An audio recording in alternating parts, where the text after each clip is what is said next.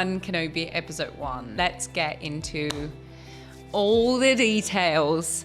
I really enjoy the fact that Ewan McGregor is starting to embrace Sir Alec Guinness sort of mannerism, the way he speaks, which is far more slower. He's not the young, Jedi Master that he once was in the prequels. So I really like how his transition into the old Ben Kenobi that we know from prequels is coming in very nicely.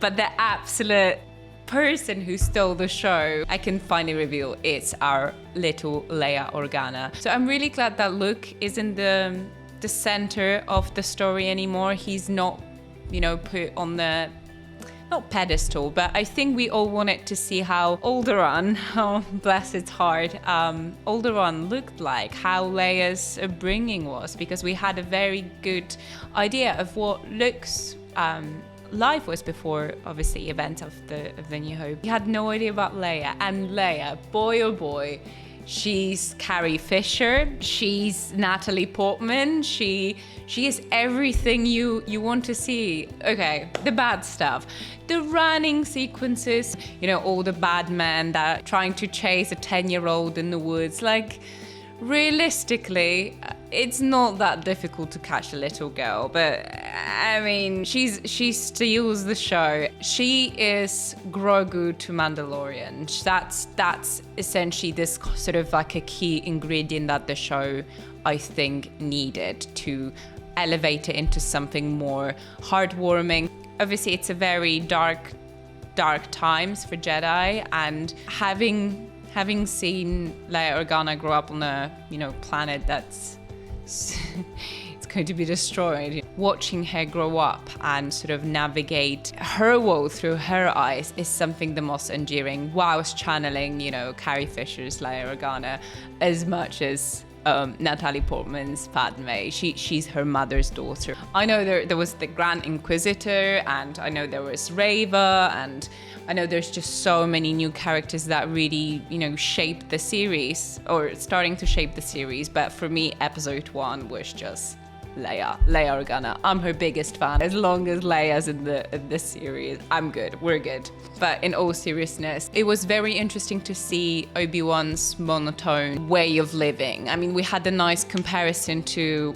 how Rey in the new trilogy was living. Her dream was to get out of this planet, be everything but what she was, whereas Obi-Wan's trying to do everything to blend in, and not even to be discovered. I think this is a way for him to punish himself for what happened, and it's completely understandable because, hey, as I said, he did contribute it into breaking down the galaxy. I really enjoyed how they funny digged into the Sith business. So obviously we had the Grand Inquisitor and Reva, also known as Third Sister, the tension between them, and it's really interesting to see the hierarchies of the Sith and the tensions between them, and how fragile the loyalties and relationship between all of them are.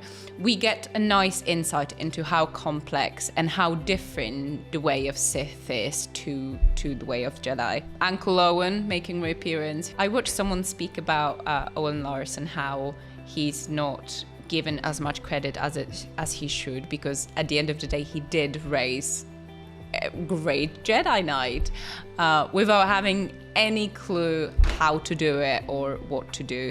Part of it we can get an insight is because he decided to not have Ben or Obi-Wan interfere with their life whatsoever. It kind of raises interesting question.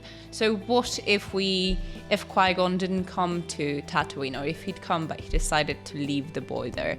Who knows? Perhaps the very fact that we did take him to the Jedi Academy and put him in front of council, and he was told from a very young age how talented he is, how gifted he is, that did hit his ego. So who knows? Perhaps that's the way the story should have gone. But hey, George, you did great. I am not complaining. I mean, we wouldn't have as many films as we do. Great start. Let's talk about season 2.